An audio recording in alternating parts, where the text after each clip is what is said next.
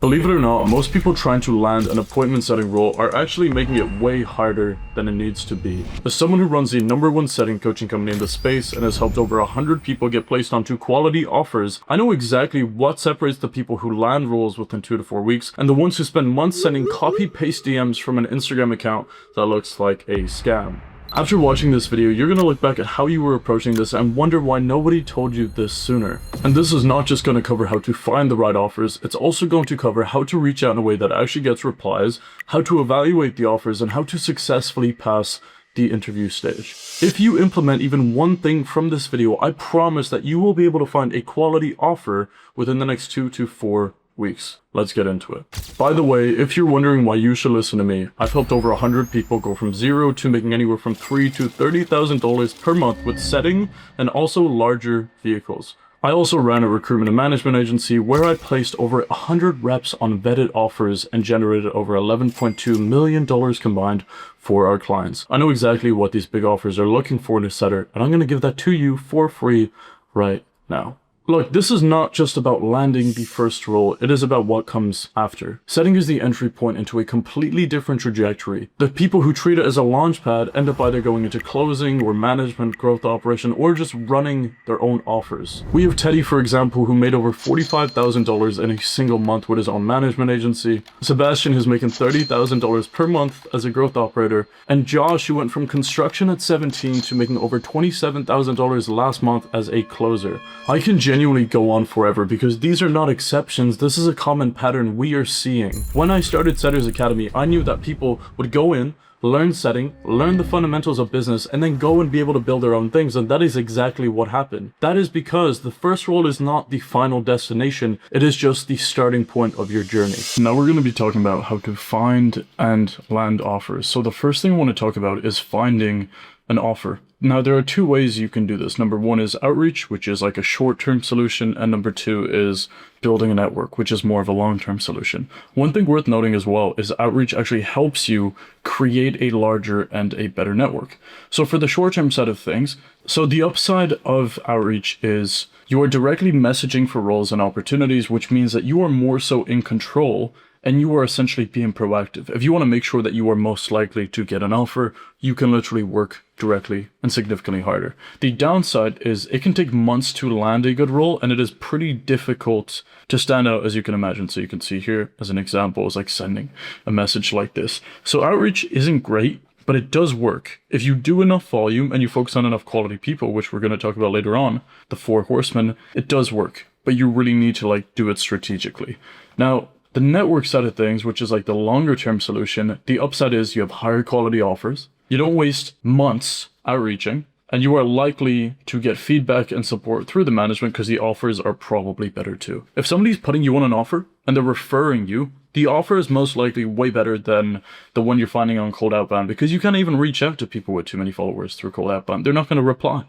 So likely to have feedback and support through management, and it can be as simple as making friends in a free Discord server, right? It's easier to scale. So now the downside is you have to pay to join the best networks because any free group genuinely isn't that good at all. I've looked at all of them, they all suck.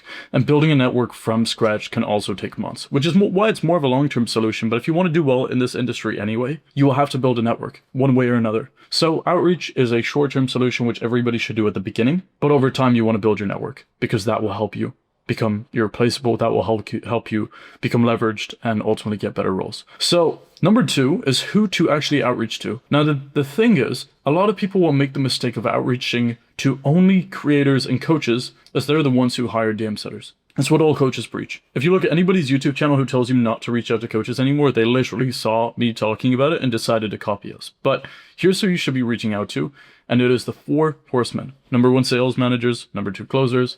Number 3, growth operators. And number 4, coaches and creators. The first one, probably the best in my opinion, is Teddy.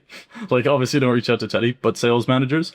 For context, Teddy's a student of mine. He runs a management agency. But sales managers are probably the best one. And you can usually tell in their bio, sales infrastructures and management, something like that. They always need reps. Think about it. If you run sales teams, you're gonna look for quality reps. And if somebody hits you up and not just I promise you I'm the best setter in the game. If they actually send you a Gutaloom video breakdown and they're just nice, they're replying to your stories, you're gonna be yo, this guy, he looks pretty good. So What I would say is sales managers is probably the best. They manage appointment setters and closers usually, and they make sure they're performing. They're always on the hunt for good reps, especially if they're a good manager. Number 2 is closers. So closers are obviously the people that take the sales calls that the setter books in. It is in their best interest to work with the greatest appointment setters. The more calls booked, the more money they make. So if they're a good closer, obviously this guy's a coach, for example, but you can see here usually they may have high ticket closer. They might talk about cash collected, which usually suggests they're a closer. But in this scenario, like, this guy's a coach. But typically closers are really, really good, and they're always going to need good reps or refer good reps on their teams if they're actually good at what they do. So you want to take advantage of that. Number 3 is growth operators. So like you can see here, growth operator. And then talking about scaling, info businesses or education companies is kind of slang for offers basically, or like coaches. So if you see something like that as well, it's a pretty good gist. Growth operators are good as well. They're kind of like sales managers, except they usually don't have as much experience as sales managers. Or they may even have a sales manager on their team. They're always on the hunt for good reps, and it is in their best interest to work with great appointment setters. The more calls booked, the more money they also make. And then coaches and creators, they typically hold the most authority within the entire offer. Like they own the offer. So if you see somebody like this and they have like DME whatever in the bio, they're probably a coach. I wouldn't work with this guy, naturally from like a morals perspective, but typically you can see guys like this who are coaches, are pretty good. I would say anyone who has like 30 to 50k followers is also pretty good to reach out to. If you reach out to somebody with like 500,000 followers, they're not going to reply to you. So larger following outreach is likelier to get lost, and they may even already have a setter on their account. So be careful with that too. Number 3 is ways to outreach. So there are many different platforms to outreach across. Most of them are outdated. Most of them suck. I genuinely only suggest Instagram. Over time, Twitter can be okay, but if you're like a complete beginner, Twitter is not going to work well for you. Email also won't work. I would genuinely just suggest Instagram. It's the best platform. However, one thing to keep in mind before I go through everything is you cannot send 500 messages in a day. Higher quality is probably the best thing you can do. Focus on like 30 to 50 messages a day. Start off doing 10 to 15. Warm up the account for the first week, and then bingo, start ripping 30 to 50. So that's what I would say just before I get into this. There's a couple different ways on how to do outreach. I'm going to grade them all. Number 1 is DMs. This is the most common way to do it. It's very generic and boring. It gets lost amongst a bunch of messages and it's most efficient for copy paste. So what you should actually do is spark curiosity, and it can be like a statement or a guarantee for the business. That's an okay way to do it.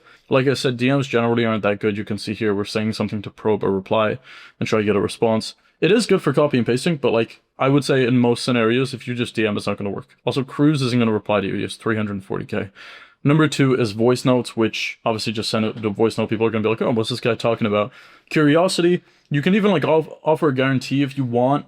I don't think it's the greatest way to do it. And never open with where you are from and how old you are. Kind of say that in between. So that's what I would say. I've had voice notes before, and I was curious as to what they were, so I just clicked on them.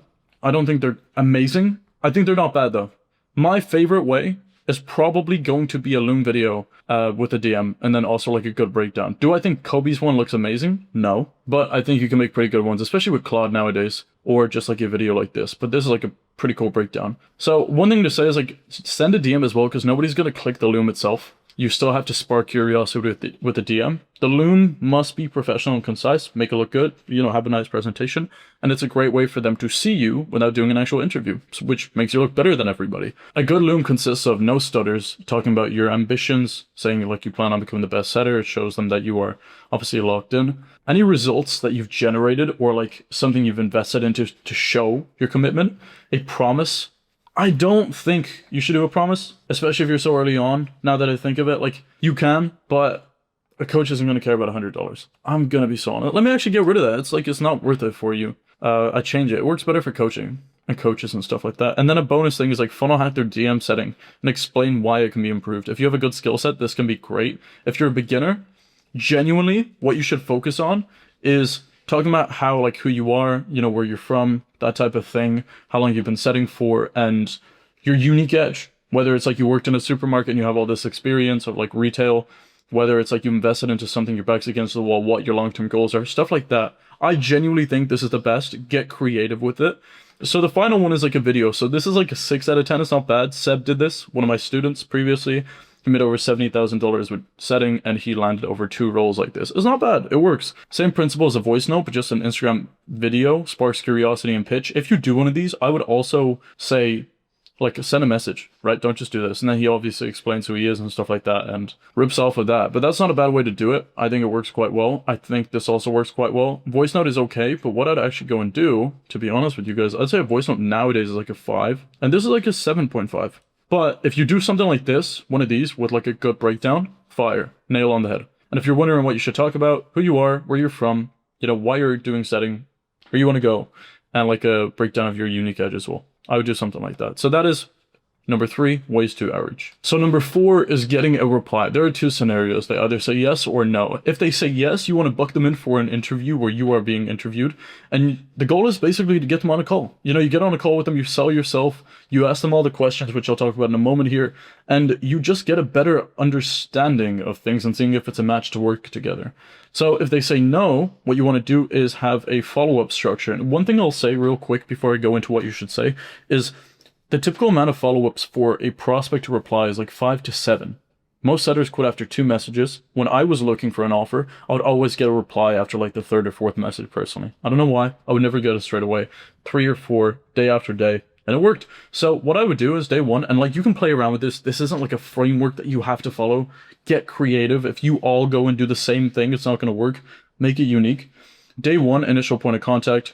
Day 3 is the follow-up with the name. Day 5 is, hey, X, just seeing if you managed to check this out. Day 7 is resend the original message or Loom. And if you still don't have a reply, make sure your account is optimized. Even before that, make sure your account's optimized. Now I'll go through good and I'll go through bad. But one thing you need to understand is like everything is first impressions. You're looking at me right now thinking, oh, what is this guy doing? Why is he wearing this shirt? What's he doing this?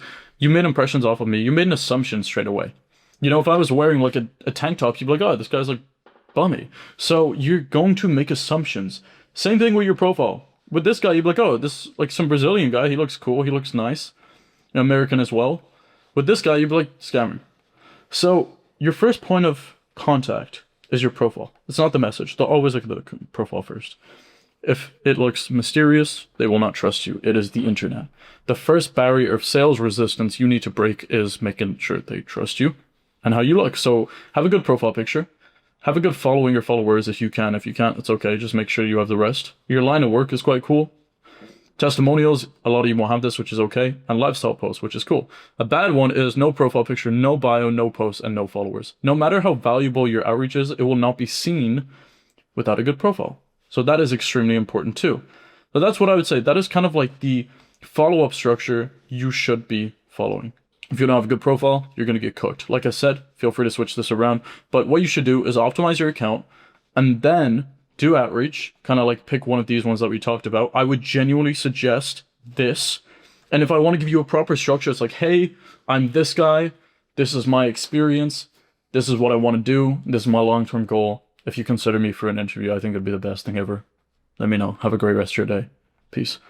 That's what I would do. Genuinely from the bottom of my heart, that's what I do. I'd focus on quality outreach. So if I actually go back profile, then if they say yes, interview. If they say no, I'd literally follow up. If they don't reply, actually, I would just follow up every single day for like a week. And then if they still don't, then I'd move on. And I would outreach to mainly sales managers. Go into these guys' following, by the way. You'll find a bunch of people to reach out to. Same thing. Closers follow closers. Growth operators follow growth operators. Managers follow managers. So just go through these people's following and you'll find people. I wouldn't do coaches or creators.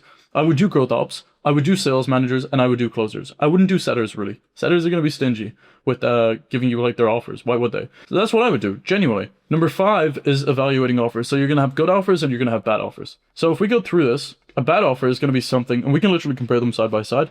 3% commissions. A good one is 5% plus a base pay or a bonus. You don't need a base, you need a bonus. One of the offers we just got in our setter marketplace that is exclusive to our students has a $1,000 base pay and then $1,000 bonus. That's already $2K, not including commissions.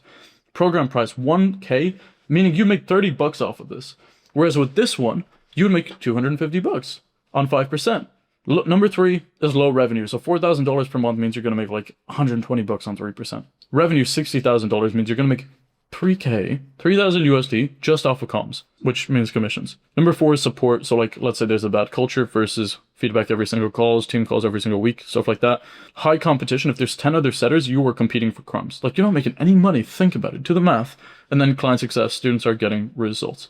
So That's what I would say. That is good and bad offers. The platforms you're going to use for setting, just to give you a better gist of things, is Instagram, ManyChat, or Go High Level. ManyChat and Go High Level are like slightly tricky at the beginning, but don't get too overwhelmed. Most of you guys are probably going to use Instagram. Some might use ManyChat. Your team will show you how to use it, so don't worry. The main thing you just need to understand is like you can expect one of these. The onboarding stuff, I'm actually going to go through the questions you should ask first, and then I'll go through that. But how much is the team basically doing per month? So if they're doing less than $10,000, you're on 5%, you'll make $500. It's not worth it. How big is the team? The more setters, the more commissions are split. So you really don't want more than 1 or 2 setters on your team, assuming you're making a decent amount of money. Less content equals less lead flow. And what I mean by that is, are they posting content regularly? Number 3 is, are there other appointment setters on the team? Because obviously you want to make sure you don't split your commissions too much. Number 4 is, do they post content regularly? If they don't, there won't be much leads or like potential people to buy. Number 5 is, who is their target audience? Number 6 is, are you being paid fairly? So like 5% commission, bonus, base pay is nice.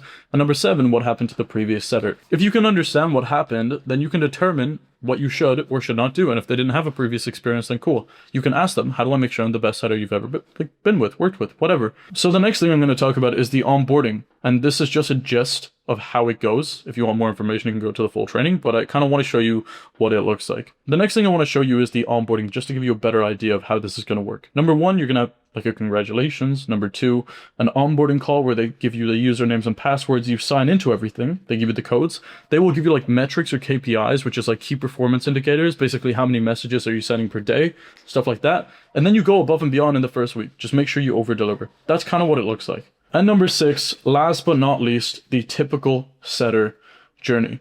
You find out about setting, you're like, wow, this is the way to make money. And then you do research, you learn setting, you watch these videos. You send hundreds of outreach per day, which you should not do like 30 to 50. Like I said, quality, not quantity. Then 3 months later, you finally get an interview for a small role. You get onboarded. You realize you're actually not going to make money. And then you work long hours on a bad offer and you end up leaving. And then you go back to sending outreach and then you have a better expectation of what a good and bad offer is. And the reason I show you this is because this is a fat mistake a lot of people make before they get on a good offer. So make sure your first offer is a good one. Make sure you're actually like really wanting to work with that team. Make sure they have a good product and they get good results and can actually help people, because you're going to have conviction in the offer, which will make it 100 times easier. But if you can do these things and you can skip a lot of this, then you can just do step 1, 2, 3, and 4. You don't have to wait 3 months to find an offer. If you apply everything I showed you today, you should be able to find an offer a lot sooner, and a quality offer. And yeah, the most difficult thing, like I said, is just going to be making a good video. A good question to ask yourself is, if you were making $30,000 or $50,000 or $100,000 per month, would you hire yourself? Keep in mind, this is incredibly important. Like, how does the presentation look? How does my clothing look? How does my haircut look? Things like that is what you should be asking. Like Kobe Moggs, you know?